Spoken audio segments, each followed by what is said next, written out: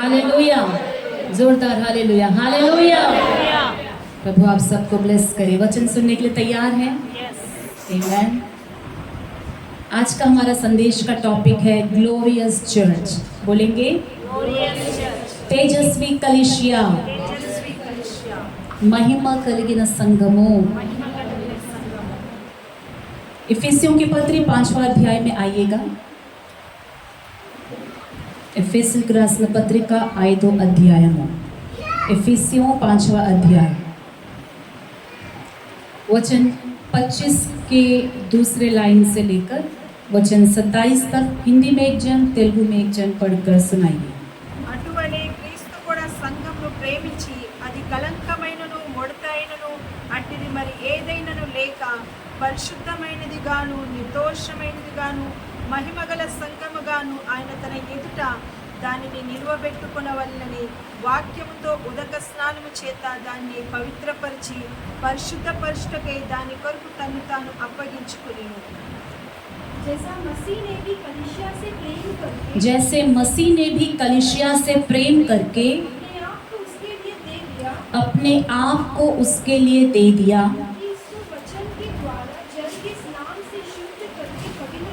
कि उसको वचन के द्वारा जल के स्नान से शुद्ध करके पवित्र बनाए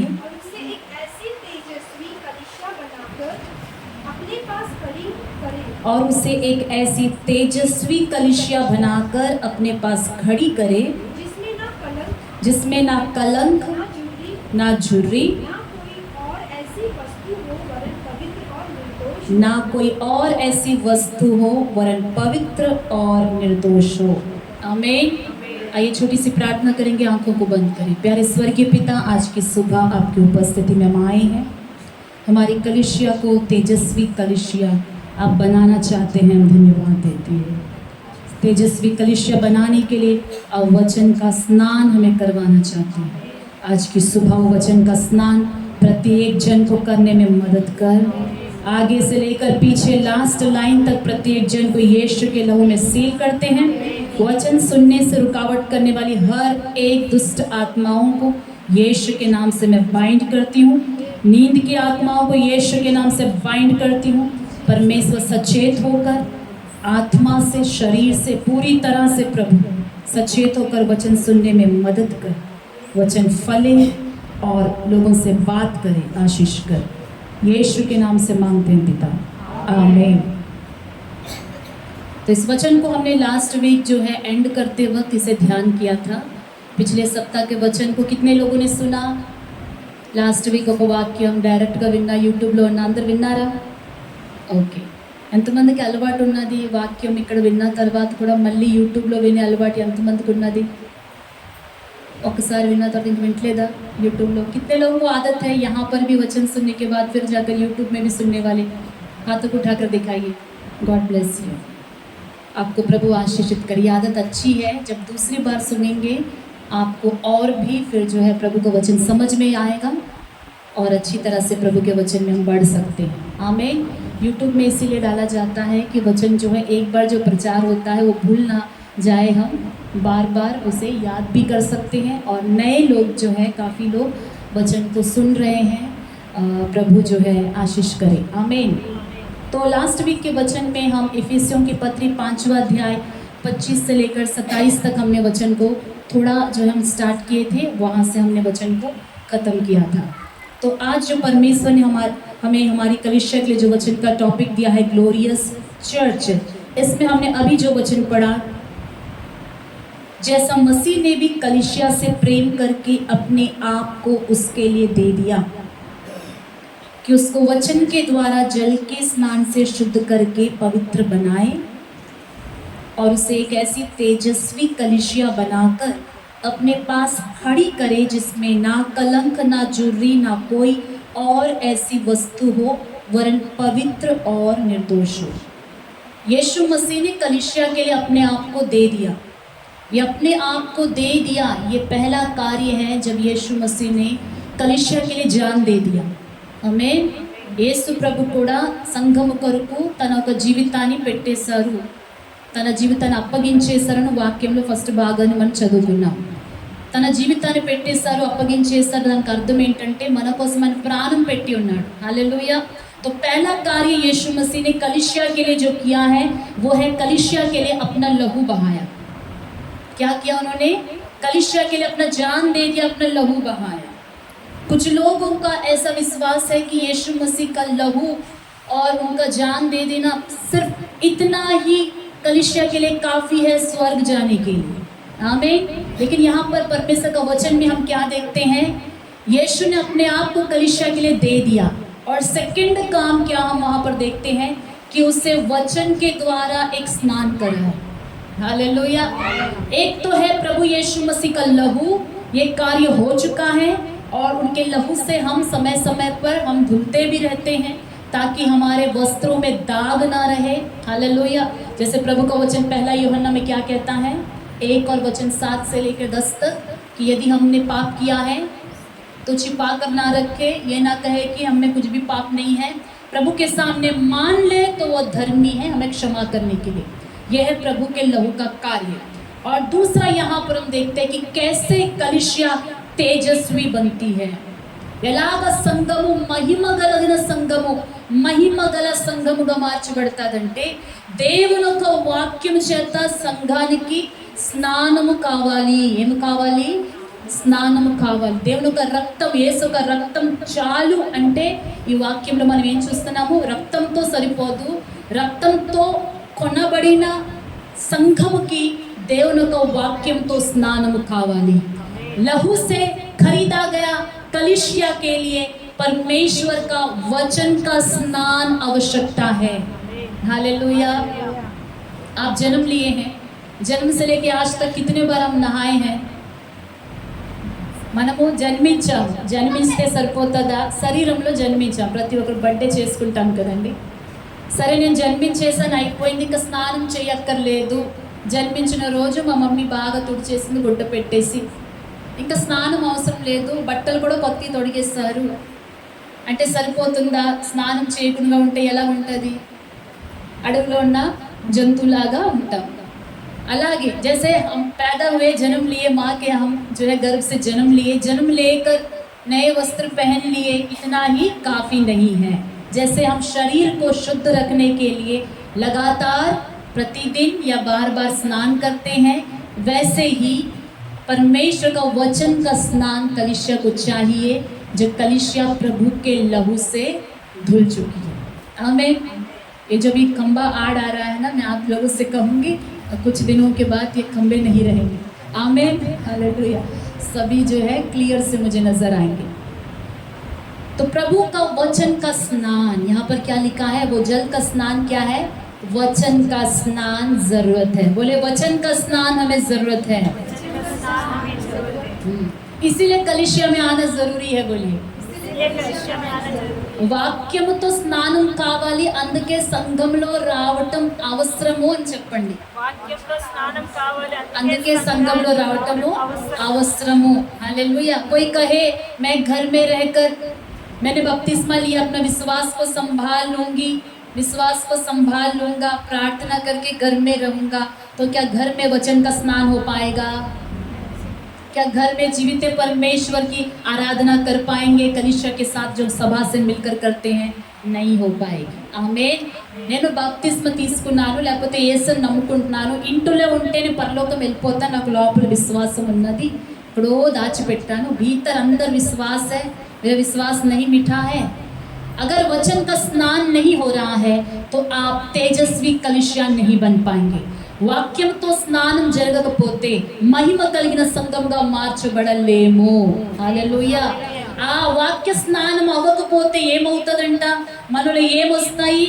కలంకము, ముడతలు, మచ్చలు, డాగులు ఇవన్నీ వస్తాయి. స్నానం చేయకపోతే ఏముంటాయంట చెప్పండి? చెమట కంపు, ముడతలు, మురికి, కలంకము, ఇవన్నీ మనతో, ఆ చెత్త చెదారం అంతా మనతోనే ఉంటుంది.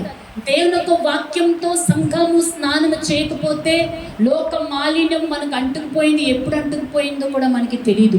प्रभु का वचन से यदि बार बार स्नान ना हो तो कब दुनिया का कलंक हमें लग गया है हमें पता नहीं चलेगा.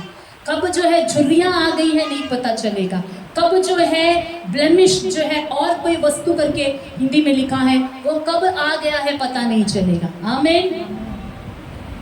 अब हम देखेंगे आगे इस वचन में कि उसको वचन के द्वारा जल के स्नान से शुद्ध करके पवित्र बनाए और उसे एक ऐसी तेजस्वी कलिसिया बनाकर अपने पास खड़ी करे।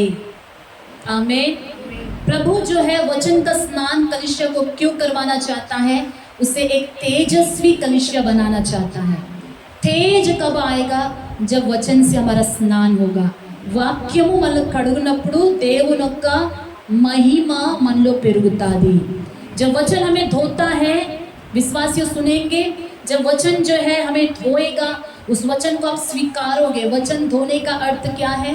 वचन सुनते वक्त जब आप वचन को स्वीकार रहे हो, एक्सेप्ट कर रहे हो और बोल रहे हो अपने अंदर कि हाँ मैं अब इस वचन के अनुसार चलना शुरू करूँगा, अब मैं इस वचन के अधीन हो रहा हूँ और इस वचन के विरोध में अब तक चल रहा था, अब ये प्रकट हुआ है, मैं वचन में बना रहूँगा, मैं प्रभु के बात को सुनूंगा, उसमें चलूँगा। ये जीवन ही हमें धोता है। వాక్యంలోనే నిలబడతాను, ఈ వాక్య ప్రకారంగా నేను చేస్తాను అన్న మీ నిర్ణయము, మీరు నడిచే ఒక వాక్యం ప్రకారమైన జీవితమే మన కడిగింది అని అర్థం। అలాగా నిలబడి ఉంటే వాక్యములో దేవుని యొక్క మహిమ, దేవుడు కోరే సంఘముగా మనం మారుతాం। ఏ సంఘముగా దేవుడైతే మనం చూడాలనుకుంటున్నాడో ఆ సంఘముగా మార్చబడతాం। हालेलुया। अब सवाल है कि दुनिया में इतनी सारी कलिसियाएं हैं, दुनिया में कितनी कलिसियाएं हैं? अनगिनत कलिसियाएं हैं, अनगिनत चर्च है, अनकाउंटेबल चर्च है दुनिया में। ఎన్నో సంఘాలు ఉన్నాయి। ये సంఘము ఎత్తబడతాది। कौन सी कलिसिया उठा ली जाएगी? हमारा जो चर्च का मिनिस्ट्री का नाम है ना, ये नाम से कोई भी लाभ आपको नहीं पहुंचेगा। हालेलुया। ఈ సంఘం ఒక పేరు ఉన్నది కదండి, అబర్డిన్ రివైవల్ మినిస్ట్రీస్। మేము అబర్డిన్ రివైవల్ మినిస్ట్రీస్ అండి, మాకు ఎంట్రన్స్ కావాలి పరలోకంలో అంటే అక్కడ ఈ యొక్క పేరు పట్టుకుంటే కూడా ఎంట్రన్స్ దొరకదు। इस नाम को ले जाकर प्रभु के राज्य में मुझे एंट्रेंस दीजिए, मैं अबर्डिन रिवाइवल मिनिस्ट्री का बिलीवर हूँ, मुझे अंदर आने दीजिए, ऐसे वहाँ पर कोई एंट्रेंस नहीं मिलेगा। फिर आप समझ गए हैं ना, इस नाम का स्वर्ग में जाने का कोई भी अर्थ नहीं है, बस यहीं तक एक पहचान के लिए है। हालेलुया। ఈ పేరు పరలోకం వెళ్ళడానికి సహాయము చేయదు, ఇక్కడ వరకే గుర్తింపు కొరకే। సరే మా పాస్టర్, మాకు ఇద్దరు పాస్టర్లు ఉన్నారు, పెద్ద పాస్టర్ గారు ఉన్నారు, పాస్టర్ బాలరాజు గారు నాన్నగారు ఉన్నారు, ఆయన పేరు పట్టుకుని వెళ్తే నాన్నగారు సంఘంకి వెళ్ళే వాళ్ళమండి అంటే ఎంట్రెన్స్ అవుతుందా? पास्टर थ्रूगा कोड़ा परलोक का राज्य में एंट्रेंस ఉండదు। पास्टर के जरिए स्वर्ग में एंट्रेंस नहीं मिली। नहीं, हमारी पास्टर ब्यूला दीदी है, मैं वचन सिखाई है, मैं उनको अच्छी तरह जानती हूँ, अच्छी तरह जानते हैं, मेरा नाम लेके क्या स्वर्ग में एंट्रेंस मिलेगा? नहीं मिलेगा। किसी बिशप बड़े सेवक के द्वारा जल का स्नान आपने लिया है, बपतिस्मा आपको कोई बड़े सेवक ने दिया है, क्या उनके नाम से स्वर्ग में एंट्रेंस मिलेगा? नहीं मिलेगा। हालेलुया। हमने जो है सारे संडेस बिना चूके अटेंड किया है, क्या इस विषय में हमें स्वर्ग राज्य में एंट्रेंस मिलेगा? बोलिए नहीं मिलेगा। धर्म के काम बहुत किए हैं, पिछले सप्ताह हमने धर्म के कार्यों के बारे में जो है वचन सुना था। वो धर्म के काम जो हमारे पीछे पीछे आएंगे गवाही देने के लिए, रिवॉर्ड देने के लिए, तो मैंने बहुत सारे धर्म के काम किए, मुझे स्वर्ग राज्य में एंट्रेंस मिलेगा? बोलिए तब भी नहीं मिलेगा। वहाँ जाने के बाद ये बातें आपके लिए सैलरी देगी। हालेलुया। అక్కడికి వెళ్ళిన తర్వాత ఈ యొక్క క్రియల ద్వారా మనకి ఏం దొరుకుతుంది? అక్కడ జీతం దొరుకుతుంది, దాంట్లో డౌట్ లేదు। కానీ అక్కడికి వెళ్ళాలంటే యేసు రక్తం చేత ఫస్ట్ కడగబడి ఉండాలి, రెండోదిగా వాక్యం చేత బాగా స్నానమై ఉండాలి। हालेलुया। पहला प्रभु के लहू से धुले हुए रहना है, दूसरा प्रभु का वचन के अनुसार चलना है। हालेलुया। वचन का स्नान हो गया है, तेजस्वी कलिसिया बन गए हैं। प्रभु का वचन कहता है कि यीशु मसीह ने कलिसिया के लिए अपने आप को दे दिया और कलिसिया को वचन से स्नान करा रहा है। इसलिए स्नान करा रहा है कि उसे एक तेजस्वी कलिसिया बनाकर अपने साथ खड़ी करे, अपने बगल खड़ी करे। हालेलुया। सिर्फ लहू से धुलने से कलिसिया तेजस्वी नहीं बन पाएगी.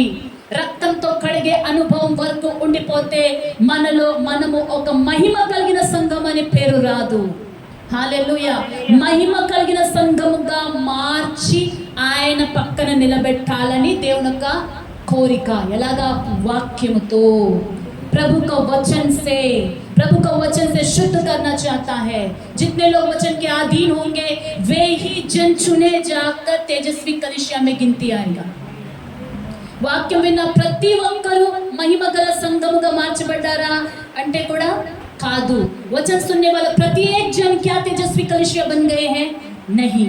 उस वचन को सुनकर उसके अनुसार चलने के लिए जितनों ने अपने जिंदगी को तैयार कर लिया है.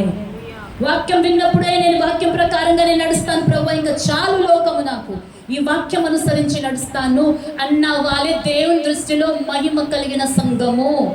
హల్లెలూయా. అలాగా మన సంఘంలో దేవుడు వాక్యానికి లోబడే వారిని ఎన్నుకుంటాడు. హల్లెలూయా.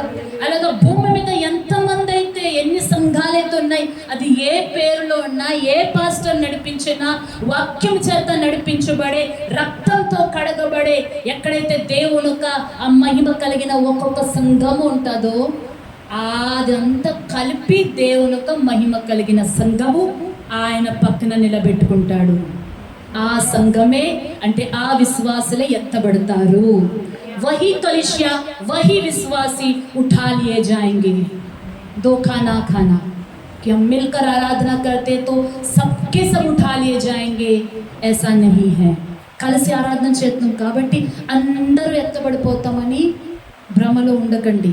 అందరూ ఎత్తబడాలని దేవునికి ఇష్టము, మా ఒక అదే ఆశ, మీ ఆశ కూడా అదే.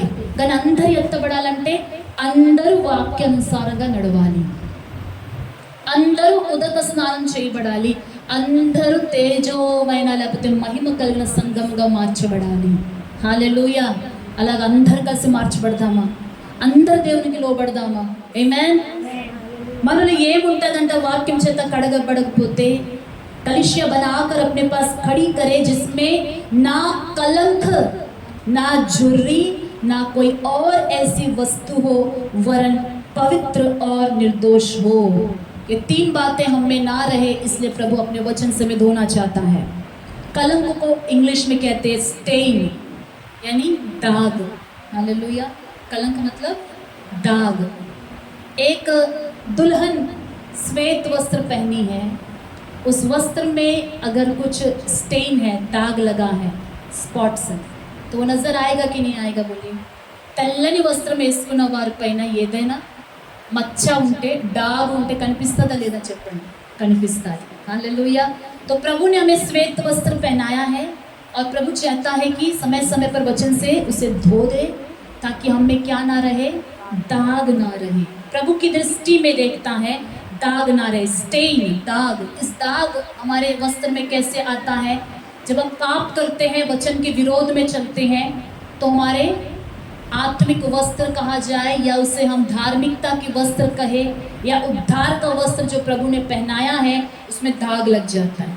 పాపం చేసినప్పుడు దేవుడు మనకు అనుగ్రహించిన వస్త్రముల పైన ఏమొచ్చేస్తుంది చెప్పండి?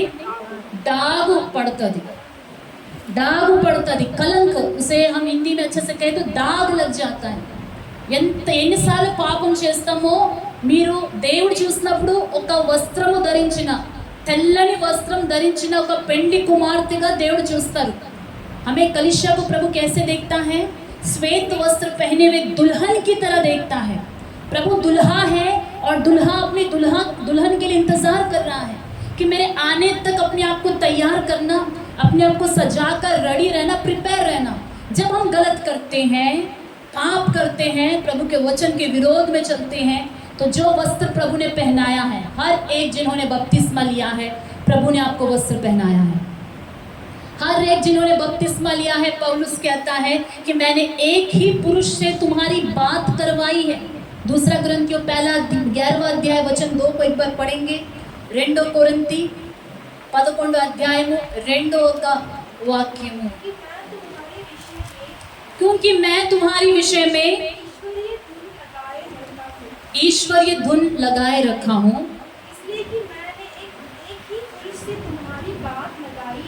इसलिए कि मैंने तुम्हें एक ही पुरुष से बात लगाई है। इंग्लिश में लिखा रहेगा कि वन हस्बैंड से तुम्हें जो है सगाई करवाई है। हालेलुया। एक पति से तुम्हारा क्या कर दिया है?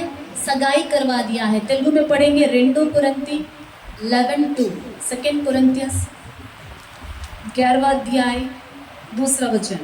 దేవాశక్తితో మీ ఎడల ఆసక్తి కలిగి ఉన్నారు. ఎందుకనగా పవిత్రురాలైన కన్యకగా ఎందుకనగా పవిత్రురాలు అయిన కన్యకగా ఒక్కడే పురుషునికి అనగా క్రీస్తుకు సమర్పింపవలెనని మిమ్మును ప్రధానము చేసితిని। हालेलुया। एक ही पुरुष से तुम्हारी बात लगाई है और एक ही पुरुष से मैंने तुम्हारी सगाई करवा दी है। पौलुस ने किसकी सगाई करवा दी? कुरिन्थियों की कलीसिया से वो कहता है, कुरिन्थियों की कलीसिया उद्धार पाए हुए विश्वासियों से कहता है कि मैंने तुम्हें एक ही पुरुष यानी एक व मसीहा से तुम्हारी बात करवाई और तुम्हारी सगाई करवा दी। तो बपतिस्मा लिए हुए हर एक विश्वासी जनों आपकी सगाई हो गई है। एक ही पुरुष से हो गई है सगाई। हालेलुया। మన అందరికి ఏమైపోయింది? ప్రధానము క్రీస్తుతో ప్రధానమైపోయింది। ప్రధానమైపోయిన తర్వాత మన ఒక కల్చర్లో ప్రధానమైన తర్వాత ఇమ్మీడియట్లీగా అమ్మాయి పెళ్లి వస్త్రాలు వేసుకో। మన ఇండియన్ కల్చర్లో, జూయిష్ కల్చర్లో బైబిల్ ప్రకారంగా అయితే ప్రధానమైపోయిన తర్వాత పెళ్లి కొడుకు వెళ్తా ఏమంటాడంటే, నీ కొరకు నేను ఒక స్థలము ఇల్లు సిద్ధపరచాలి, ఆ ఇల్లు కట్టిన తర్వాత అది పూర్తయిపోయిన తర్వాత ఏ సమయంలోన నేను కబురు పంపిస్తాను, నా సేవకులు వస్తారు, నువ్వు సిద్ధంగా ఉండాలి। వస్తారు అని ఆ సౌండ్ బ్యాండ్ బాజాతో వచ్చినప్పుడు ఆ ఊరంతా వాళ్ళు చెప్పుకుంటా వెళ్తారు, పెళ్లి కుమారుడు వచ్చేస్తున్నారని। అప్పుడు యూదులు పాత కాలంలో, ఈ యొక్క కాలంలో అంతా కొంచెం మారిపోయింది, అప్పుడు వాళ్ళు ఏం చేస్తారంటే కుమార్తె, ఆ పెళ్లి కుమార్తె ఎంగేజ్మెంట్ అయిన అమ్మాయికి ఆ విషయం తెలియగానే ఆమె సిద్ధపడిపోయి ఉంటుంది। हालेलुया। तो वैसे ही यीशु मसीह जो है हमारी बात हो गई है, अब हमें दुल्हन का वस्त्र पहना दिया गया है। कौन से वस्त्र? उठा लिए जाने से पहले का वस्त्र, ले जाने तक का जो वस्त्र होता है वो पहना दिया गया है। दुल्हन की तरह हमें वस्त्र पहनाया गया है, जिसे धार्मिकता का वस्त्र हम कह सकते हैं, जिसे उद्धार का वस्त्र कह सकते हैं। हालेलुया। और ये उद्धार का वस्त्र को क्या करना है? अपने दुल्हे के लिए, उस एक पुरुष के लिए, यीशु मसीह के लिए, उनसे हमारी सगाई हो गई है, उनसे हमारी सगाई हो गई है, वह आने वाले हैं, उनके धुन में कलीसिया को जीना है कि अपने पति को प्रसन्न करने के लिए कैसी तैयारी होनी चाहिए। इस दुनिया के दुल्हन एंगेजमेंट के बाद अपने पति को कैसे खुश करे, उसके धुन में रहती हैं। ఈ భూమిలో ఒక ప్రధానం చేయబడిన ఒక కన్యక తన పురుషునికి, కాబోయే భర్తని ఎలాగ సంతోషం చేయాలో, ఎలాగ సిద్ధపడాలో దాని ఒక విషయంలోనే ఉంటుంది। ఆ పెళ్ళయ్యేంత వరకు ఆమెకి మైండ్ అంతా ఆ మ్యారేజ్ కొరకే ఉంటుంది। దేవుడు మనతో కోరేది ఏంటంటే ఆయనతో ప్రధానమైపోయింది కాబట్టి మన యొక్క ఆశ అంతా ఆయన మీదే ఉండాలి। హల్లెలూయా। ఆయన మీద ఆశ ఉన్నప్పుడు, లేకపోతే ప్రధానమైపోయిన తర్వాత అమ్మాయి ఆ ఒక పెళ్ళి వరుడు కొరకు వెయిట్ చేయకుండా ఎవరెవరితో మాట్లాడుకుంటూ వస్త్రములంతా పాడు చేసుకుని పెళ్లి కుమార్తె సిద్ధం పాటు లేకుండా ఉంటే, ఎంగేజ్మెంట్ అయిపోయిన ఆ ఒక కాబోయే భర్త వివాహం చేసుకుంటాడా? చేసుకో। తన ఒక క్యారెక్టర్ పాడు చేసుకుని వేరే అబ్బాయితో మాట్లాడుతుంది, ఇంకో అఫైర్లో ఉంది అని తెలిస్తే ఎవరైనా పెళ్లి చేసుకుంటారా? చేసుకోరు। అదేవిధంగా ప్రభువుతో మనొక ఎంగేజ్మెంట్ బాప్తిస్మతో అయిపోయింది। హల్లెలూయా। ఆయన వచ్చేంత వరకు మన సిద్ధపాటు లేకపోతే, మన వస్త్రాలు శుద్ధంగా లేకపోతే ఆయన కొరకు వెయిట్ చేస్తూ లేకపోతే, అంత రక్షణ తీసుకుని రక్షణ పొందుకుని ఇంతవరకు మనం ఆయన బిడ్డలు మనం చెప్పుకున్నా కూడా పరలోక రాజ్యంలో మనం ఎత్తబడలేము। ఆ ఒక పెళ్లి కుమారుడితో మనకు వివాహము जरगदू। आमीन। हालेलुया। तो इस वचन में हम क्या देखते हैं कि पौलुस कहता है कि मैंने एक ही पुरुष से तुम्हारी सगाई करवा दी है। अब हम दुल्हन बन गए हैं। हर एक पाप जो है हमारे वस्त्र को क्या कर सकता है? గందా కర్ సక్తా. ప్రతి పాపం ఏం చేస్తుంది? వస్త్రాన్ని మలినం చేస్తూ ఉంటుంది. సాతాను ఒక పని అదే. ఆ వస్త్రంలో ఏమైపోవాలి? రక్తంగా మారిపోవాలి, బ్లడ్ నల్లగా కంపు కొట్టాలని సాతాను ట్రై చేస్తూనే ఉంటాడు. అయితే మనము దేవుని యొక్క వాక్యంతో జాగ్రత్తగా జీవిస్తే దేవుడు తన రక్తంతో కడిగి తన వాక్యంతో శుద్ధీకరించి ఆ వస్త్రం ఎలాగుంటాయి? शुद्ध सुवर्णंगा ఉంటాయి. आमीन, हालेलुया. दूसरा सेकंड क्या नहीं होना चाहिए? झुर्री नहीं होना चाहिए, रिंकल्स ना हो. वचन जो है हमें इस प्रकार स्नान कराता है कि सारे झुर्रियां मिट जाती है. झुर्रियों को तेलुगु में क्या लिखा है? मुड़तलु, रिंकल्स. हालेलुया. हम जानते हैं कि झुर्रियां कब आती हैं? आमतौर पर झुर्रियां कब आती हैं? बुढ़ापे में आती है, नहीं तो केयर नहीं करने से भी, स्किन ड्राई हो जाने से भी रिंकल्स आने का चांसेस है. केयरिंग नहीं करने से भी रिंकल्स आता है. एज होते होते रिंकल्स आ जाता है, लेकिन एज में भी केयरिंग करने वाले का स्किन चमकता रहता है. हालेलुया. तो वैसे ही आत्मिक जिंदगी में यदि हमारे आत्मिक पुरुष का, हमारे आत्मिक जिंदगी का हम केयर ना करें, మన ఆత్మీయ జీవితాన్ని పట్టించుకోకపోతే, దేవుని సహవాసంలో ప్రార్థనలో క్రమంగా లేకపోతే, ఈ యొక్క రింకల్స్ అనేది మన యొక్క జీవితానికి, ఆత్మీయ జీవితానికి అంటుకుంటుంది. ముడతలు వచ్చేస్తాయి. ఆమేన్. అనేకమైన ముడతలు. చాలామంది జీవితాల్లో పాపం ఉండదు, అంటే కరెక్ట్గా జీవిస్తారు, అండ్ పాపం చేయట్లేదని ధైర్యంగా ఉంటారు, కానీ చాలా ముడతలు ఉంటాయి. హల్లెలూయా. ఈ ముడతలు ఏమనొచ్చు మనము? ఇన్డిసిప్లిన్ కూడా అనొచ్చు. Spiritual indiscipline.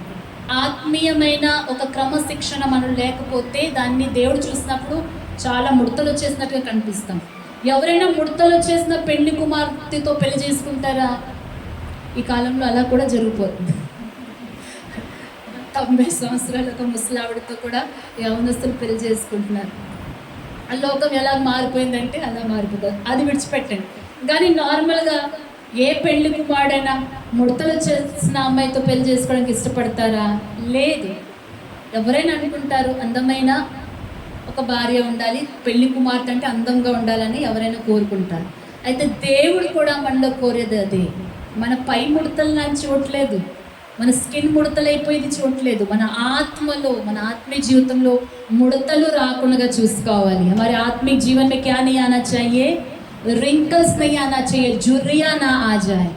जब प्रभु के विषय में हम केयर नहीं करते हैं, ఆత్మీయ జీవితాన్ని పట్టించుకోము, వ్యక్తిగత ప్రార్థన జీవితం ఉండదు, దేవునితో సహవాసం అనేది ఉండదు, ఒక క్రిస్టియన్ లైఫ్కి ఒక డిసిప్లిన్ అని ఉంటుంది, ఆ డిసిప్లినే ఉండదు.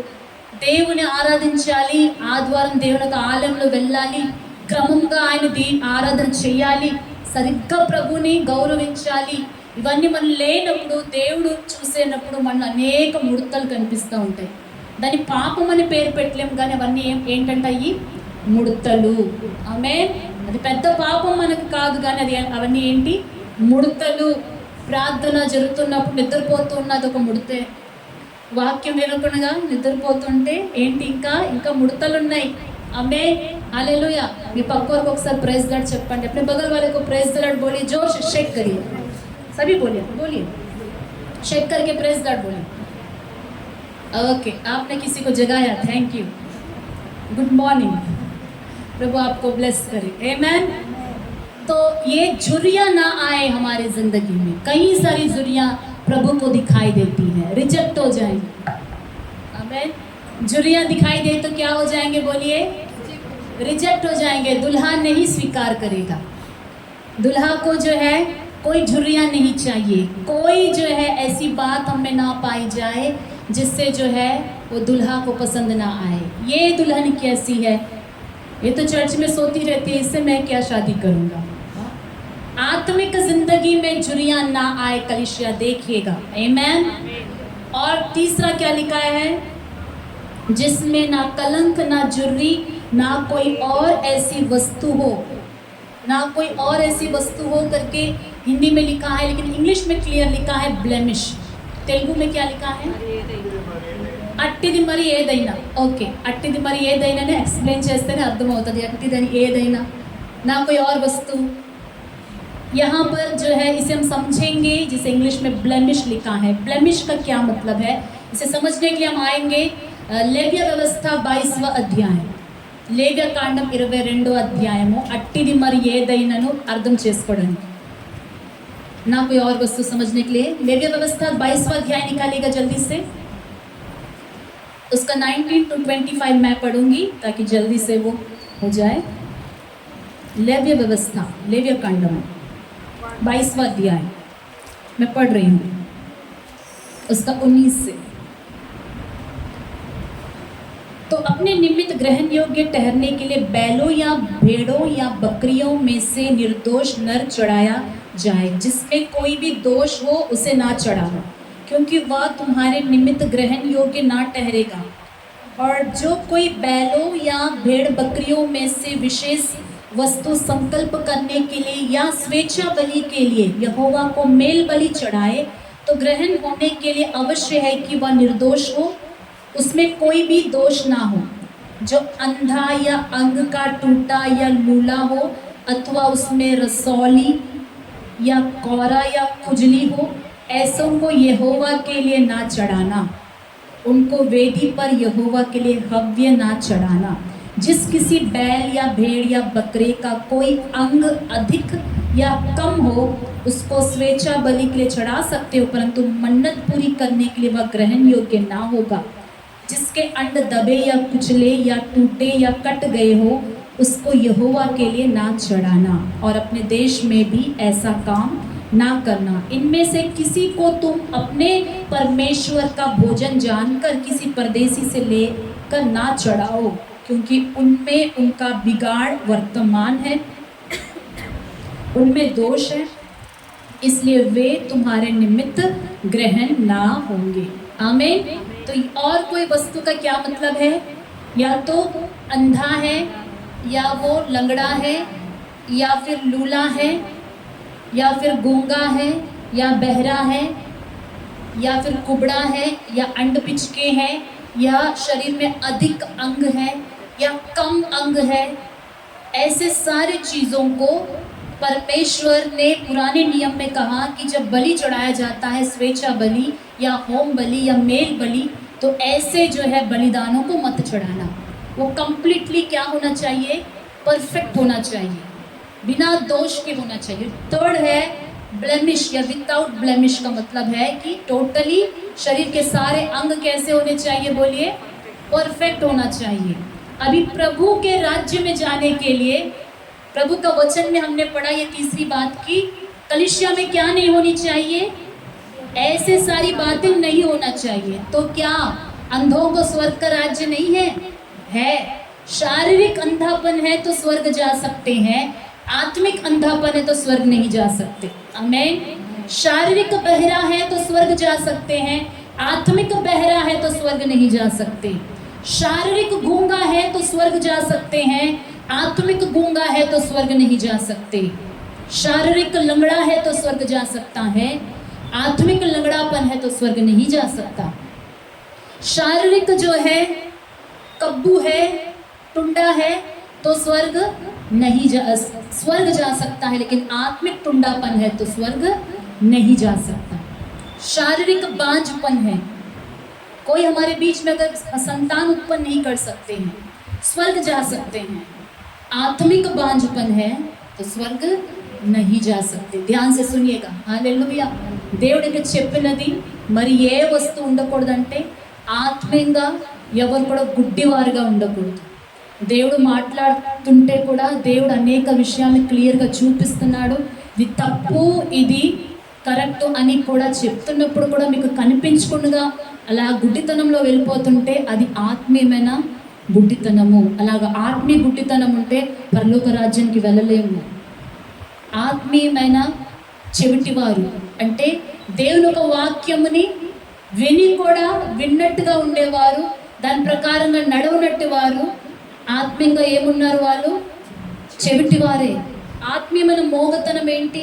దేవుని ఆరాధించడానికి నోరు తెరవని వారు, అని స్తుతించడానికి నోరు రాదు, మౌనంగా ఉమ్మని ఉంటారు, నోరిప్పి ప్రార్థన చేయరు, ప్రభువా నన్ను పిలవరు, రక్షకుడా నన్ను రక్షించు అని ఆయన నామాన్ని ఉచ్చరించిన నోరు, స్తుతించిన నోరు కూడా ఆత్మీయమైన అది మూగతనం కాబట్టి దేవుని రాజ్యానికి చేరలేము।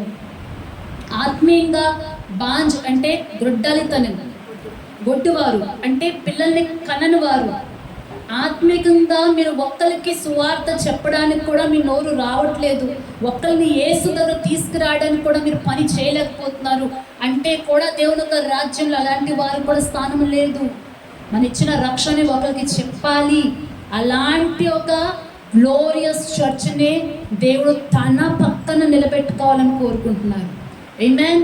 ఈ భూలోకంలో పెళ్లి కొడుకులే తన పక్కన భార్య నిలబడాలి, పెళ్లి కుమార్తె నిలబడాలంటే వాళ్ళొక డ్రెస్ కోసం, వాళ్ళొక అందం కోసం ఎంతో ఆలోచిస్తారు.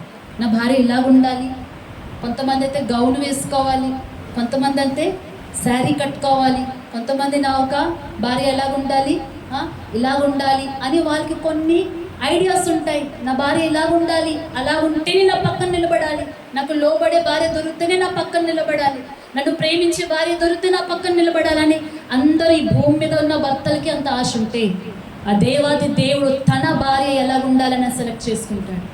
హల్లెలూయా. రక్తం ఇచ్చి కొన్నాడు భార్యని, తను ఎంగేజ్మెంట్ చేసుకున్నాడు. కానీ ఆ భార్యని సిద్ధపరిచే ఒక బాధ్యత ఎవరికి అనుగ్రహించాడు? ఒకటి పరిశుద్ధాత్మ దేవుని అనుగ్రహించారు, రెండోది సంఘ కాపరికి అనుగ్రహించారు. వాక్యంతో ఉదక స్నానం చేయించి సంఘాన్ని అలా ప్రిపేర్ చేయమని. హల్లెలూయా. పౌలు తన ఒక ప్రతి పత్రికలో ప్రతి ఒక్క సంఘానికి రాసేది అదే, నాకు ఒక పని అప్పగించబడ్డది, మీ అందరూ దేవుని దగ్గర ఇలా ఉండాలి అని నేను పోరాడుతున్నాను, ప్రయాసపడుతున్నాను అని చెప్తున్నాడు. హల్లెలూయా. ఇప్పుడు మనం ఎలాగున్నాం? ఆత్మీయమైన కుంటితనం ఉన్నదా? ఆత్మీయ కుంటితనం ఏంటంటే దేవుని కొరకు పని చేయని వారే ఆత్మీయ కుంటితనం. అంటే స్లోగా కుంటివారు మనలాగా స్పీడ్గా నడలేరు కదండి, కుంటుతూ కొంచెం స్లో అవుతారు. శారీరకమైన కుంటితనం. ఆత్మీయ కుంటితనం ఏంటి? దేవుని కొరకు కుంటి స్లోగా రావటం. అన్నిట్లో స్లో అంటే అన్నిట్లో వెనక్గా ఉండటం, ప్రభు కొరకు ప్రయోజనకరంగా లేకపోవటం, దేవుని కొరకు ఉత్సాహం లేకపోవటం, మందత్వం, ఆత్మీయమైన చాలా డల్నెస్ అంటారు, స్పిరిచువల్ డల్నెస్. ఇవన్నీ క్వాలిటీలు లేకపోతే బలహీనతలు మనలో ఉంటే మనం గ్లోరియస్ చర్చ్గా మార్చబడలేము.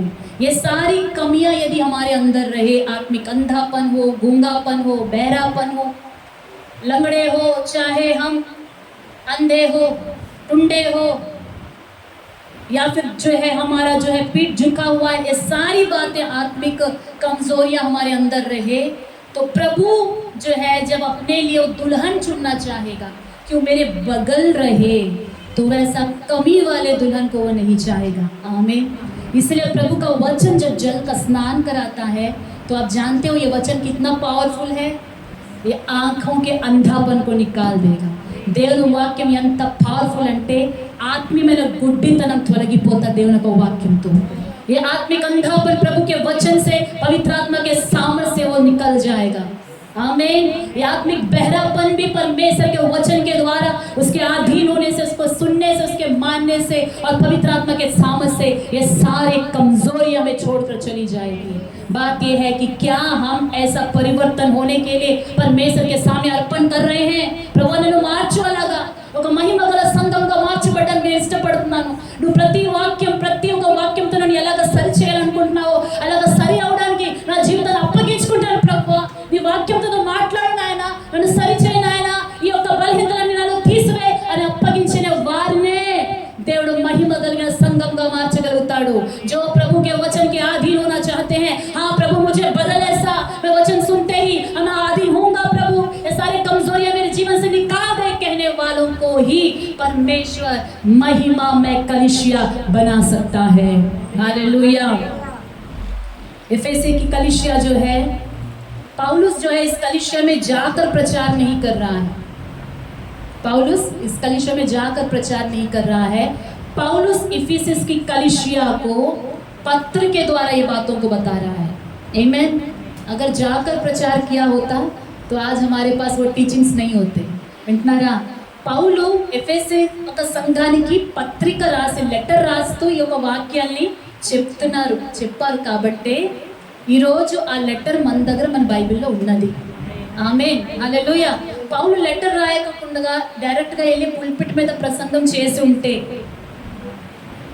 ఆ ఒక ప్రసంగము వీడియో లేవు కాబట్టి, యూట్యూబ్ లేదు కాబట్టి, ఆ టైంలో రికార్డింగ్స్ లేవు కాబట్టి మన దగ్గర ఉండేదే కాదు. దేవుని యొక్క స్తోత్రం. దేవుడు ప్రేరేపించారు పౌలుకి लेटर राशि वाक्याలు బోధించారు। प्रभु का धन्यवाद कि प्रभु ने पौलुस प्रभु के दास को प्रेरित को ऐसा प्रेरित किया कि एफेसस की कलीसिया को क्या लिखे, पत्र लिखे। आमीन। आज एफेसस की कलीसिया कहाँ है? वर्तमान में एफेसस की कलीसिया जो है टर्की में पाया जाता है। आमीन। टर्की सुने हैं नाम? मैं मुर्गी का नाम नहीं बोल रही हूँ। टर्की जो देश है, हाँ, तुर्की, हिंदी में तुर्की बोलते हैं, टर्की सुने होंगे, जहाँ पर भयानक भूकंप आया था लास्ट ईयर। तो ये टर्की के एरिया में ही पौलुस के द्वारा ये स्थापित किया गया एफेसों की कलीसिया होती थी। आमीन। होती थी उस वक्त। आज भी प्रभु के अनुग्रह से टर्की में बहुत सारे मसीह लोग भी हैं। हालेलुया। तो पौलुस ने बार बार वो वहाँ नहीं जा सकता, पत्र के द्वारा उस कलीसिया के सारे विषयों को उनको सिखाने वाले प्रचार को पत्र के द्वारा भेजा और कलीसिया को पत्र के द्वारा प्रभु के राज्य के लिए तैयार कर रहा है। और आज हम डायरेक्ट प्रचार करें तब भी वो कम पड़ रहा है। उन दिनों पत्र को पढ़कर ही सभी जो है पौलुस प्रेरित पौलुस ने लेटर लिखा है, पढ़कर वहाँ के डीकन्स, वहाँ पर अध्यक्ष जो है कलीसिया को सुनाते थे। पत्र को सुनकर ही रिवाइव हो जाती थी कलीसिया। పౌలు రాసిన పత్రికలు ఎఫెసస్ సంఘానికి పౌలు నియమించిన అధ్యక్షులు ఆ డీకెన్స్ ఆ లెటర్ చదివి వినిపించినప్పుడే, ఆ లెటర్ చదివి వినగానే సంఘము బలపరచబడింది, దేవుడు మాట్లాడుతున్నారని లోబడింది। హల్లెలూయా। లెటర్ చదువుతున్నప్పుడే, ఈ యొక్క పత్రికలు చదువుతున్నప్పుడే, ఈ యొక్క దినాల్లో ఆ పత్రికలను మనం చదివి మళ్ళీ మనం వ్యాఖ్యలు చేస్తున్నాం। आज के दिन हम उसी पत्रिकाओं को पढ़ के हम फिर एक्सप्लेन कर रहे हैं। तो अंत की कलीसिया पौलुस के द्वारा स्थापित की गई कलीसियाओं से अधिक महिमा में होनी चाहिए कि नहीं? नहीं मैम, सोच कर देखिए। फिर इसे एक्सप्लेन किया जाता है, फिर वचन कोड कर करके इसे प्रैक्टिकली आपको बताया जाता है, तो और अधिक कलीसिया में परिवर्तन आना है कि नहीं? आमीन। लेकिन मॉडर्न डे की कलीसियाएं कैसी है पता है? हर संडे डायरेक्टली वचन मिलेगा, फिर भी ऐसे कंप्लेंट सुनने में आते हैं कि मैं यदि विजिटिंग के लिए नहीं गई, सभी ऐसे नहीं, तो फिर कंप्लेंट्स आते हैं कि हमें कोई भी ध्यान नहीं दे रहा है। कुछ हालातों की वजह से, यदि हम मिस हो रहे हैं चिल्ड्रन मिनिस्ट्री की वजह से, या प्रभु की सेवा में व्यस्त होने की वजह से, या बीमार होने की वजह से, अगर हम आपके घर नहीं आ पाए, क्या प्रभु का वचन जो संडे प्रचार होता है, क्या आपको वो खड़ा नहीं रख सकता? आमीन। अगर वचन को आप ठीक से पकड़े हो, దేవుని యొక్క ఆలయంలో వచ్చినప్పుడు వాక్యం కొరకు వస్తే దేవుని స్తుతించాలి, ఆరాధించాలి, వాక్యం వినాలి, వాక్యాన్ని పట్టుకోవాలి। वचन को यदि आप पकड़ पाओ तो आप खड़े रह सकते हो। వాక్యాన్ని బాగా పట్టుకుంటే మీ సమస్యల మీద నిలబడగలుగుతారు। లేకపోతే ఎనీ టైం మీ వెనకాల మేము ఉండాలని మీరు కోరుకుంటారు। ఒకవేళ లేకపోతే ఆలస్యం అయితే చాలా బలహీనంగా అయిపోయి దేవుని యొక్క ఆలయంలో కూడా రాకుండా అయిపోతారు। వాక్యాన్ని పట్టుకోవాలి। ఆమేన్। వాక్యం ఎందుకు బోధించబడుతుంది? ఆ ఒక్క సండే మాత్రం మీరు బాగా ఉండాలని కాదు, ఆ వాక్యం బోధించి మీ జీవితాన్ని కట్టుకోవడానికి ఆ వాక్యము। आमीन। हालेलुया। एक और वचन हम पढ़ेंगे, इफिसियों की पत्रिका में आइए, पहला अध्याय 4वां वचन। पौलुस ने उस कलीसिया से और क्या कहा? 1:4।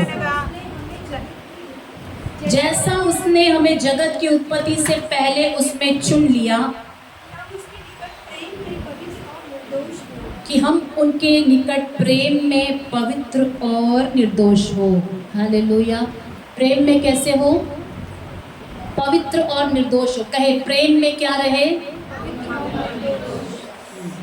प्रेम में पवित्र और निर्दोष होने के लिए पौलुस इफिसियों की कलीसिया से कह रहा है। ध्यान से सुनिएगा। పౌలు ఎఫెసీయులకు రాసిన ఎఫెసీలో ఉన్న సంఘానికి ఏం రాస్తున్నాడంటే, ప్రేమలో నిష్కపటులుగా పరిశుద్ధులుగా ఉండండి। ప్రేమలో నిర్దోషత। प्रेम में दोष होता है, कभी आपने सुना प्रेम में दोष होता है? जी हाँ, प्रेम में भी दोष होता है। ప్రేమలో కూడా దోషము వచ్చేసింది కాబట్టి ప్రేమలో దోషం ఉండకూడదు। प्रेम में दोष ना रहे। तुम्हारे प्रेम में क्या नहीं रहे?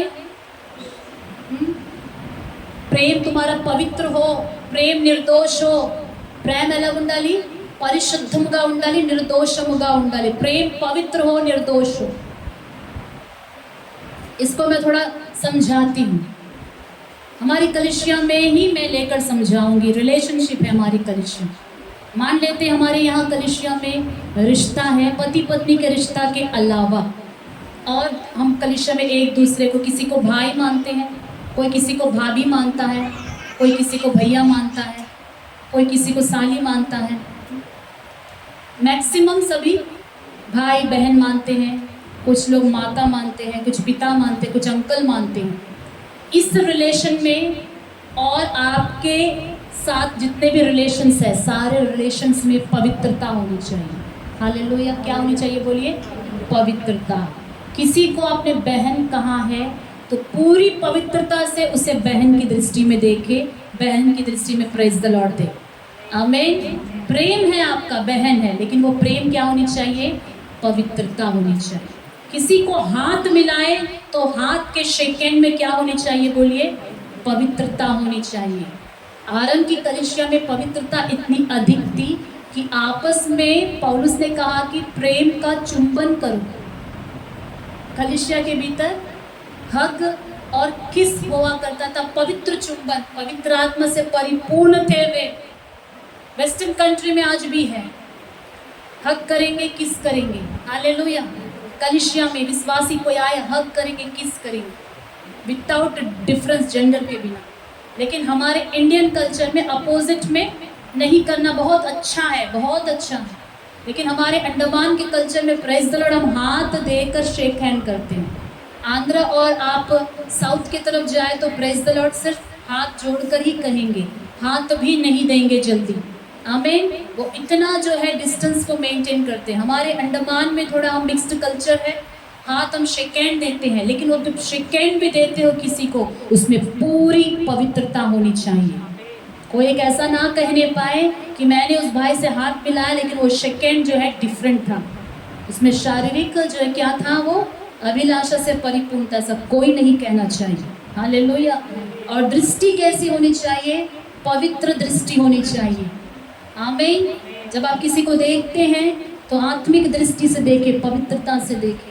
जब किसी से बात करें आपकी बोली में पवित्रता होनी चाहिए.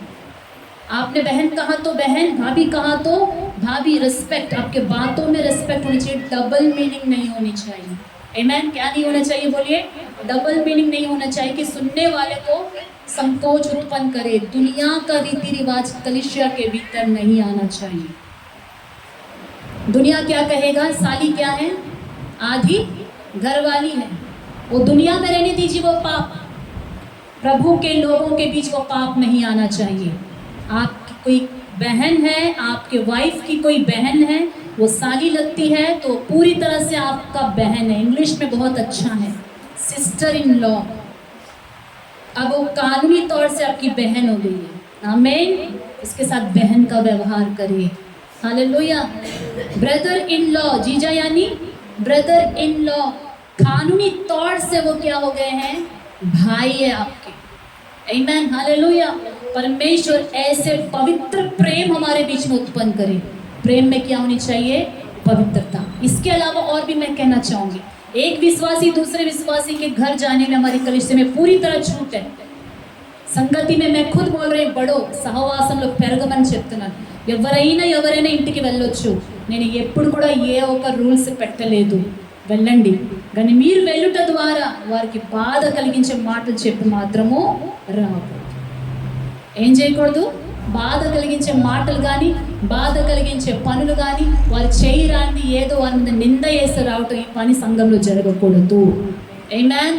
హల్లెలూయా. లేనిపోయి సాడీలు కూడా ఎవ్వరికి చెప్పకూడదు. లేనిది జరిగిపోయినట్టుగా చెప్పకూడదు. ఒకరి విషయాలు వెళ్ళిపోయి వారి విషయాలు వేరే రీతిగా చెప్పి అలాగా సహవాసాన్ని పాడు చేయకూడదు. ప్రేమ సహవాసము పరిశుద్ధముగా ఉండాలి. ఆ పరిశుద్ధత మీరు కాపాడుకోలేకపోతే ఆ ఒక మహిమ గల సంఘంలోంచి మీరు తప్పిపోయారని మీకే తెలియదు. अगर वो पवित्रता हमारी संगति में नहीं है, जो वो क्रिएट करते हैं, जो खुद उस प्रभु के वचन में ठीक से नहीं है, वो पर्टिकुलर व्यक्ति, सब नहीं, वो पर्टिकुलर व्यक्ति महिमा में कलिसिया नहीं बन पा रहा है. अगर महिमा में कलिसिया नहीं है तो यहाँ पर हो सकता है कि हम कलीसिया में सदस्य कहलाए, कलीसिया के भीतर आपको रिस्पेक्ट मिले, लेकिन फिर मैं कहती हूँ अल्टीमेटली वही होगा कि प्रभु नहीं चाहेगा कि ऐसी दुल्हन को अपने बगल खड़ा करे। क्या कोई चाहेगा कोई दूल्हा कि उसकी जो है दुल्हन चुगली करने वाली हो? किसी पति को पसंद है कि उसकी पत्नी चुगली करने वाली हो? नहीं। प्रभु कैसे चाहेगा कि उसकी दुल्हन चुगली करने वाली हो? దేవుడికి నచ్చుతుందండి పెళ్లి కుమార్తె ఏం చేస్తుంది? ఉండాలి చెప్పే పెళ్లి కుమార్తె ఆయన నిలబెట్టుకోరు, ఆయన పక్కన ఉండాలంటే ఆ స్థాయికి మనం ఎదగాలి. కృపే అది కృప. ఆమేన్. కృప ద్వారా రక్షించబడ్డాము, కృప ద్వారా రక్షించబడ్డామని ఆ కృప పక్కన కూడా నిలబెట్టించేస్తుందని కాదు. ఆమేన్. अनुग्रह से उद्धार पाए हैं, प्रभु का परिवार का हिस्सा बनाया है, महिमा में कलीसिया बन पाने से ही वो दुल्हन का स्थान मिलेगा. कॉम्प्रोमाइज ले दो, इसमें कोई मिलावट नहीं है. आमेन. हालेलुया. దేవుని రాజ్యంలో వెళ్ళాలని అందరికీ ఆశ ఉంటుంది, కానీ ఆ రాజ్యపు ఒక ప్రిన్సిపల్లోకి డీప్గా వెళ్తే మనం ఆ రాజ్యంలో వెళ్ళేలాగా ఉన్నామా లేదా అనే దేవుని ఒక వాక్యంతో మనల్ని పరీక్షించుకోవాలి. రండి, ఎఫెసీయులకు రాసిన పత్రికలు పౌలు సంఘానికి ఇంకేం బోధిస్తున్నారు? आइए देखेंगे एफेसी की कलीसिया में पौलुस और क्या सिखा रहे हैं. 5वां अध्याय, एक मिनट, 5वां अध्याय मैं पढ़ रही वचन 1 से लेकर 21 तक मैं पढ़ रही हूँ. ध्यान से सुनिएगा. कलीसिया में कलंक नहीं होना, उसने कहा जुर्री नहीं होना, कलीसिया निर्दोष होना, पवित्र होना. तो हम देखेंगे कि एफेसों की कलीसिया में कौन सी समस्या थी जो पौलुस ने कहा कि कलीसिया तुम्हें पवित्र होना है, निर्दोष होना है. आमीन. वो चर्च का नाम क्या है बोलिए? एफेसी में रहने वाली, एफेसी जगह का नाम है. एफेसी में रहती तो एफेसी की कलीसिया, हम अबरडीन में रहते हैं तो ये अबरडीन की कलीसिया हो गई. आमीन. हालेलुया. तो वैसे ही वहाँ पर एफेसियों में एक चर्च था, उस चर्च का नाम ही पड़ गया एफेसियों की कलीसिया. उस कलीसिया को पौलुस कहता है आपको निर्दोष होना चाहिए, पवित्र होना चाहिए. तो उसमें क्या कमी थी पौलुस बता रहे हैं. देखेंगे 5वां अध्याय को मैं पढ़ रही हूँ. इसलिए प्रिय बालकों के समान परमेश्वर का अनुकरण करो और प्रेम में चलो, और मसीह ने भी तुमसे प्रेम किया है. जैसे मसीह ने तुमसे प्रेम किया वैसे प्रेम में चलो कलीसिया. और हमारे लिए अपने आप को सुखदायक सुगंध के लिए परमेश्वर के आगे भेंट करके बलिदान कर दिया. जैसे पवित्र लोगों के योग्य है वैसा तुम में, जैसे पवित्र लोगों के योग्य है वैसा तुम में व्यभिचार और किसी प्रकार के अशुद्ध काम या लोभ की చర్చ తక్ నా హో. ఆమేన్. సంఘంలో ఏం ఉండకూడదని పౌలు అంటున్నాడు? జారత్వం ఉండకూడదు. ఏ విధమైన అపవిత్ర అయినను లోకమే గాని వీటి పేరైనా ఎత్తకూడదు. काफी है. हाँ, यही पवित्र लोगों के लिए योग्य है. ना व्यभिचार रहे कलीसिया में, ना लोभ की चर्चा, ना अशुद्ध बातों की चर्चा. कलीसिया जब आपस में आप इकट्ठे होते, एक दूसरे के घर जाते हैं, तो बात याद रखिएगा, మనము కూడి మాట్లాడుకున్నప్పుడు మన సహవాసంలో, ఆ సహవాసం మీరు పార్కులో కలుసుకున్నా, మీరు ఇంట్లో కలుసుకున్నా, ఎక్కడైనా కలుసుకోండి, కానీ మీ మాటల్లో ఏముండకూడదంట? వ్యభిచారం ఒక మాటలు ఉండకూడదు, అశుద్ధమైన పనుల ఒక చర్చ, న్యూస్లో అలాంటి డిస్కషన్లు ఉండకూడదు. లోబ్ అంటే లాలచ్, అలాంటి అంటే దురాశ, అది ఉంటే మనకి బాగుండే, అది నాకు దొరికిపోతే బాగుండేది, ఇలాగ మనం ధనవంతులైపోతే బాగుండేది అని అలాంటి దురాశ లాంటి మాటలు కూడా ఉండకూడదు, అలాంటి పేర్లు కూడా ఎత్తకూడదు. హల్లెలూయా. మన సహవాసం ఎంత పరిశుద్ధంగా ఉండాలని దేవుడు కోరుతున్నారు. हमारी संगति कितना पवित्र होना चाहिए. जब आपस में एक दूसरे से बात करो तब भी उसमें पाप ना रहे, उसकी चर्चा तक ना रहे, तभी ही वो संगति क्या होगी? प्रभु के द्वारा ब्लेस होगी. हमारे आपस में एक दूसरे के साथ मिलने से कलीसिया उन्नति पाएगी. మనం ఒకరింటికి ఒకరు వెళ్తే ఏమవుతుంది? ఆశీర్వదించబడతాము, అభివృద్ధి చెందుతాము, ఒకరికి ఉన్నతి అంటే ఒకరు ఎదుగుతారు. హల్లెలూయా. కానీ ఇలాంటి పాపక్రియలు మాట్లాడితే వారు బలహీనులు, మీరు బలవంతులైనప్పటికీ ఇలాంటి బయట విషయాలు, లోక విషయాలు వాళ్ళతో మాట్లాడే వాళ్ళు ఇంకా బలహీనంగా అయిపోతారు और कमजोर हो सकते हैं. आमीन. इसलिए ऐसी बातों की चर्चा तक ना हो, और ना निर्लज्जता, నా మూఢతాకి బాధ్యత. సిగ్గులేని మాటలు ఉండకూడదు, మూర్ఖత్వమైన మాటలు ఉండకూడదు. హల్లెలూయా. मूर्खता की बातचीत ना रहे, ना टट्टे यानी मजाक उड़ाना, दूसरों को मजाक उड़ाने वाली बातें ना रहे, क्योंकि ये बातें शोभा नहीं देती, वरन धन्यवाद ही सुना जाए. ఏం వినబడాలంట? కృతజ్ఞతలు వినబడాలి. మన యొక్క సహవాసంలో మాటల్లో కృతజ్ఞత వినబడాలి, పరిశుద్ధత వినబడాలి. ఒకరిని దేవులో కట్టే మాటలు యూస్ఫుల్ టాక్ అని ఉంటుంది ఒక ప్లేస్లో ఇంగ్లీష్లో. హల్లెలూయా. అలాంటి మంచి మాటలు ఏదైనా ప్రయోజనకరమైన మాటలు అయితే అది నిజంగానే మాట్లాడితే ప్రయోజనమైందే, వ్యాలిడ్, యాక్సెప్టేబుల్, అలాంటి మాటలు మాత్రం ఉండాలి. ఆమేన్. क्योंकि तुम यह जानते हो कि किसी व्यभिचारी या अशुद्ध जन या लोभी मनुष्य की जो मूर्ति पूजा के बराबर है, लालची व्यक्ति किसके बराबर है? मूर्ति पूजा के बराबर है, मसीह और परमेश्वर के राज्य में मिरास नहीं.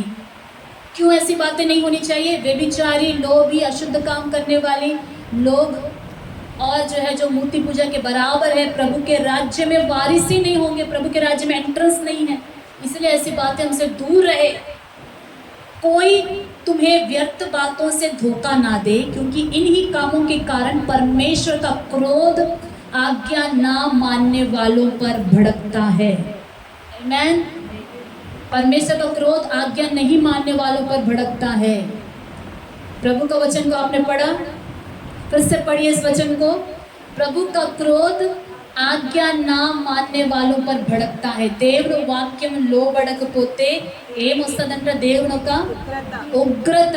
అంటే చెప్పిన వాక్యం మళ్ళీ అలాగే పాప క్రియలతో సంఘాన్ని పాడు చేస్తే, సంఘం ఒక సహవాసంలో పాపం కూడా తీసుకుని వస్తే, అలాంటి పాపం డిస్కస్ చేస్తే, ఎవరికైనా అభ్యంతరంగా ఉంటే అలాంటి వారి పైన దేవుని ఒక ఉగ్రత వస్తుంది. ఆమేన్. इसलिए तुम उनके सहभागी ना हो, क्योंकि तुम तो पहले अंधकार थे परंतु अब प्रभु में ज्योति हो, अतः ज्योति की संतान के समान चलो.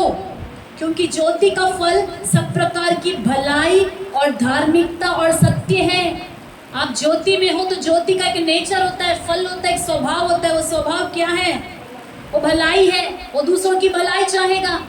మీరు మేలు కోరుతున్నారా? ఒక విశ్వాసి రెండో విశ్వాసి ఇంటి కొరకు మేలు కోరుతున్నారా? మీ పిల్లల కోసం మేలు కోరుతున్నట్టుగా విశ్వాసి ఒక వేరే విశ్వాసి ఇంట్లో ఉన్న పిల్లల కోసం మేలు కోరుతున్నారా? ఆ మేలు అనేది ఆ స్వభావము వెలుగులో ఉంటే వెలుగు ఒక లక్షణాలు, చీకట్లో ఉంటే చీకటి ఒక లక్షణాలు ఏంటి? నా పిల్లలు బాగుండాలి, వాళ్ళ పిల్లలకి ఏమైనా నష్టమైపోవాలని కోరుతారు, నష్టం కలిగేలాంటి పనులు కూడా చేస్తారు. దానికి అర్థం ఏంటి? మీరు ఇంకా చీకట్లోనే ఉన్నారు. जो अंधकार में रहते हैं वे दूसरों की भलाई नहीं चाहेंगे. वो दूसरों की जिंदगी में भलाई होता है तो भी बातों से उसे बिगाड़ेंगे. आमेन. और क्या है भलाई? धार्मिकता और सत्य है. వెలుగులో ఉన్న వాళ్ళు నీతి ఉంటాయి, నీతి కార్యాలు ఉంటాయి. వెలుగులో ఉన్నవారు సత్యం మాట్లాడతారు, అబద్ధం మాట్లాడతారు. ఇంకా అబద్ధం మాట్లాడుతుంటే మనం ఎక్కడ ఉన్నాము? చీకట్లో ఉన్నాం. अभी भी अगर हम झूठ बोलते हैं, चाहे वो झूठ इतना है, चाहे इतना है, चाहे इतना है, अभी भी अगर हम झूठ बोलते हैं तो हम में अंधकार और भी है. మనం ఇంకా అబద్ధాలు మాట్లాడుతుంటే మనం అంధకారంలో జీవిస్తున్నామని దేవుని ఒక వాక్యం సెలవిస్తుంది. హల్లెలూయా. వాక్యం జాగ్రత్తగా వినండి, అందరూ వాక్యం జాగ్రత్తగా వినండి. अच्छी तरह वचन को सुनिएगा. लास्ट लाइन वाले, अगर अभी तक हम झूठ बोल रहे हैं तो हम अंधकार में जी रहे हैं. आमीन. मैं बार बार बोल रही हूँ, प्रभु का वचन में लिखा है कि झूठ बोलने वाले स्वर्ग राज्य में प्रवेश नहीं करेंगे. అబద్ధాలు మాట్లాడే వాళ్ళు దేవుని యొక్క రాజ్యంలో ప్రవేశించలేరు. వింటున్నారా వాక్యం? అబద్ధం చెప్పే వాళ్ళు దేవుని యొక్క రాజ్యంలో ప్రవేశించలేరు. అబద్ధం చిన్నదైనా పెద్దదైనా అబద్ధం మాట్లాడటం మానేయండి. నష్టం కలిగిన సత్యం మాట్లాడడానికి నష్టం కలిగిన పర్లేదు, కానీ సత్యమే మాట్లాడడానికి ట్రై చేయండి. హల్లెలూయా. ఈరోజు నిర్ణయం తీసుకోండి, నేను సత్యమే మాట్లాడతాను, అబద్ధం మాట్లాడను. आज से निर्णय लीजिए, मैं सत्य ही बात करूंगा, झूठ मैं नहीं बोलूंगा. चाहे मुझे नुकसान हो जाए तब भी मैं झूठ नहीं बोलूंगा. హల్లెలూయా. అప్పుడు దేవుని యొక్క వెలుగు మనలో ఉంటుందండి. అబద్ధం మాట్లాడితే, అబద్ధం ఒక జనకుడు ఎవరంట? సాతాను. झूठ का पिता शैतान है. तुरंत उसके लिए एक द्वार आप खोल रहे हैं. అలాంటి పనులు మనం ఎందుకు అబద్ధం మాట్లాడడం దాని వెనకాల ఎవరున్నారు? సాతాను, అబద్ధపు తండ్రి అంట, జనకుడు, తనతోనే క్రియేట్ అయిన అబద్ధం.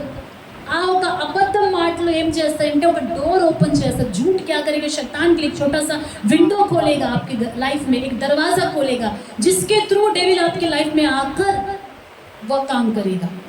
इसीलिए हर एक दरवाजे को बंद करिएगा, हर अंधकार को आपके अंदर से निकालिएगा, क्योंकि परमेश्वर हमें महिमा में कलीसिया बनाना चाहता है. अंधकार में ना रहे कलीसिया, हम किसी प्रकार के अंधकार में ना रहे, किसी प्रकार के पाप में हम चिपकर ना रहे. आमीन. आगे प्रभु का वचन क्या कहता है? और या परखो कि प्रभु को क्या भाता है. దేవునికి ఏదైతే ఇష్టమో అది తెలుసుకోమని రాసున్నది. जानो कि प्रभु को क्या पसंद है. अंधकार के निष्फल कामों में सहभागी ना हो. फिर से उस कलीसिया को पौलुस कहता है अंधकार के निष्फल कार्य. निष्फल, वो निष्फल है. अगर अंधकार के कार्य हम करते हैं तो वो निष्फल है. उसके कामों में सहभागी ना हो, वरन उन पर उल्हाना दो. उल्हाना का इंग्लिश में लिखा है कि एक्सपोज देम. खंडिंचुड़ी, उसको एक्सपोज कर दो, उसको डांटो कि ऐसे काम करना गलत है. किसी विश्वासी में अंधकार के निष्फल कार्य नजर आते हैं, उन्हें डांटो, एक्सपोज करो, उनको बोलो कि ये काम गलत है. किसी एक को डांटने के लिए पहले हमें क्या होना चाहिए? రైట్ होना चाहिए. ఒకరిని మనం గర్దించాలంటే దేవుని యొక్క అధికారం అది. ఒకరిని తప్పు చేస్తామంటే గర్దించాలంటే మనము ఫస్ట్ ఆ తప్పులు మనలో ఉండకూడదు. మనకు అధికారం ఎప్పుడు పెరుగుతుంది, అధికారం ఎప్పుడు ఉంటుంది? ఒకరు తప్పు చేస్తున్నారని కరెక్ట్ చేయడానికి మనం సరిగ్గా జీవించినప్పుడే గర్దించవచ్చు. మనలోనే పాపం దాచుకొని మనకు అధికారం పోతుంది. మీ లోపలే మీరే అనుకుంటారు నేనే ఆ తప్పులు చేస్తున్నాను, ఇంకా వాళ్ళనేమంటాను, నేనే సరిగ్గా నడవట్లేదు, నేనే సరిగ్గా చర్చ్కి వెళ్ళట్లేదు, ఇంకా వాళ్ళనేం చెప్తాను. मैं ही चर्च ठीक से नहीं जाता, फिर उनको मैं क्या समझूं? मैं ही ड्रिंक करता हूँ तो उनको क्या बताऊँ? मैं ही गालियाँ देता हूँ तो उनको मैं क्या सिखाऊँ? మనం కరెక్ట్గా ఉంటేనే దేవుడు ఇచ్చిన అధికారం మనలోంచి ఇతరులకి వెళ్తుంది. తర్వాత అది వాళ్ళని మనం ఏదైనా కరెక్ట్ చేయడానికి, వాళ్ళకి ఒక దీవెనకరం ఉండడానికి మనలో జీవవాక్యులు మన నుంచి బయలు వెళ్తాయి. హల్లెలూయా. మనం సరిగ్గా లేకపోతే ఒక్కరిని సరి చేయలేము, ఒక్కరు మన మాట వినరు. अगर हम ठीक से ना रहे तो क्यों कौन हमारी बात सुने? अगर आप बोल भी दे तो पीठ के पीछे क्या बोलेंगे? पहले अपना జిందగీ సుధారు. చెప్పిన ఏమంటారు? ఫస్ట్ నీ జీవితాన్ని నువ్వు చూసుకో, తర్వాత నాకు చెప్పుదాంలే అంటారు. హల్లెలూయా. మనకు అలాంటి సాక్ష్యాలు, पहले अपना జిందగీ సుధారు फिर मुझे सुधारना, అలాంటి సాక్ష్యం మనకు వద్దు. దేవునిలో చక్కగా నిలబడదాం, ఇతరుల కొరకు ఆశీర్వాదకరంగా ఉందాం. उल्हाना 2 12वां वचन 12th वर्स. क्योंकि उनके गुप्त कामों की चर्चा भी लज्जा की बात है. ఒకళ్ళు సీక్రెట్గా చేసే పాపంలో విస్తరించి చెప్పటం కూడా అది అవమానకరం అంట. మీకు తెలుసా అది ఏం చేస్తాను? నేను చెప్తాను, నువ్వు నా దగ్గర వీడియో ఉంది చూపిస్తాను, ఇదిగో నా రికార్డింగ్ ఉంది చూపిస్తాను. नो, लज्जा की बात है, उनकी चर्चा भी मत करो. ऐसे चीज़ों को काफ़ी लोग एक्सपोज करते हैं, फेसबुक में डालते हैं किसी की सीक्रेट बातों को. प्रभु बोलता है कि उसकी चर्चा भी लज्जा की बात है. डांटो वहीं तक. No need to see, no need to hear. అది వినే అవసరం లేదు, అది చూడే అవసరం లేదు, చూపించే అవసరం లేదు ప్రూఫ్ చేయడానికి. డిస్కస్ చేయటం కూడా అవమానకరము. ఎక్స్పోజ్ అయిందా, గర్తింపు దొరికిందా, అక్కడతో ఫినిష్. హల్లెలూయా. पर जितने कामों पर उल्हाना दिया जाता है वे सब ज्योति से प्रकट होते हैं, क्योंकि जो सब कुछ प्रकट करता है वह ज्योति है. అది సీక్రెట్గా చేస్తాను ఎవరికి తెలియదంటే వెలుగే ఎక్స్పోజ్ చేస్తుందంట. వెలుగు ఏం చేస్తుంది? ఎక్స్పోజ్, ప్రత్యక్షం చేస్తుంది. దేవుని యొక్క వెలుగు మహిమ పెరిగే కొలది సంఘంలో ఉన్న బలహీనతలు బయటకు వచ్చేస్తాయి. ఆమేన్.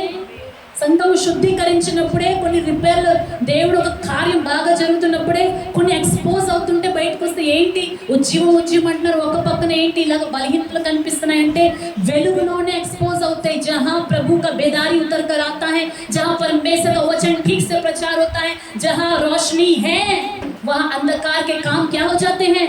प्रकट हो जाते हैं. प्रकट क्यों होते हैं? कि वो बाहर निकल आए, ताकि वो शुद्ध हो जाए. నేను ఎక్స్పోజ్ అయిపోయాను, సిగ్గైపోయింది, ఇంకా రాను అని కాదు. దేవుడు బయలుపరిచినప్పుడు అది ఎక్స్పోజ్ అయిపోయి బయటకు వచ్చినప్పుడు దాన్ని విడిచిపెట్టి విడుదలను పొందుకోవాలి. एक्सपोज हो गया है पाप मेरा, शर्मिंदा होने के लिए नहीं है, उसे छोड़कर परमेश्वर के सामने शुद्ध होने के लिए है. हालेलुया.